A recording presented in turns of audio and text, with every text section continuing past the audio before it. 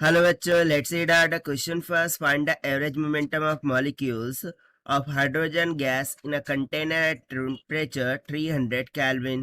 So यहाँ पर हमें एवरेज मोमेंटम काढना है मॉलिक्यूल ऑफ हाइड्रोजन गैस का जो कि कंटेनर में है at the temperature of 300 kelvin. तो चलिए स्टार्ट करते हैं सोल्यूशन से। But before of its let's talk about the key concept which we are going to use here for this question. So यदि मैं बात करूं यहाँ पर मोमेंटम के फॉर्मूले की, सो यहाँ पर हमें एवरेज मोमेंटम काढना है।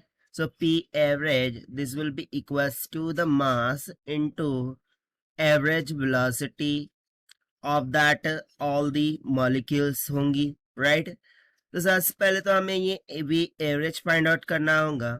सो उसके लिए हम सपोज करते हैं कि कुछ इस तरीके से एक कंटेनर है जिसमें हाइड्रोजन के मॉलिक्यूल्स है इस तरीके से, और ये कितने टेम्परेचर पे है एट 300 केल्विन पर।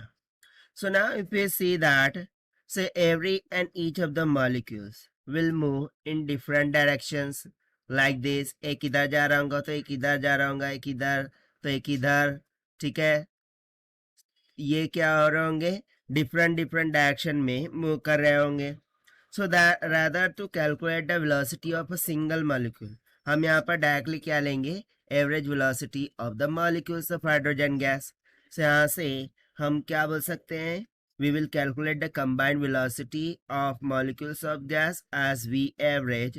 So this will be equals to first molecule के लिए ये v1 वेक्टर होंगी with its direction, plus second molecule के लिए v2 vector, plus third molecule के लिए v3 vector, plus it will be up to that dash. And let's suppose कि यदि इसमें n नंबर ऑफ मॉलिक्यूल्स है, सो लास्ट मॉलिक्यूल के लिए क्या हो जाएंगी, vn वेक्टर के बराबर।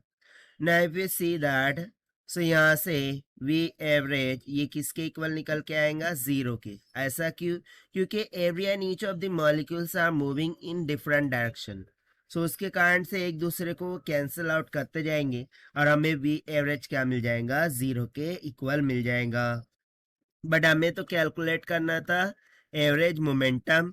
सो यहाँ से हम कंसेप्चुअल फॉर्मूला लगाएंगे कि P average this is equals to the mass of molecular gas hydrogen multiply by the average velocity. So this is equals to m into zero. So यहाँ से हमें एवरेज मोमेंटम वो किसके इक्वल निकल के आ गया, जीरो के इक्वल। और यही हो जाएगा हमारा आंसर फॉर दिस क्वेश्चन जो कि हमने सॉल्व किया है by using the concept of average momentum के फॉर्मूले से। सो this is the required solution. I hope you understood well. Best of luck. Thank you.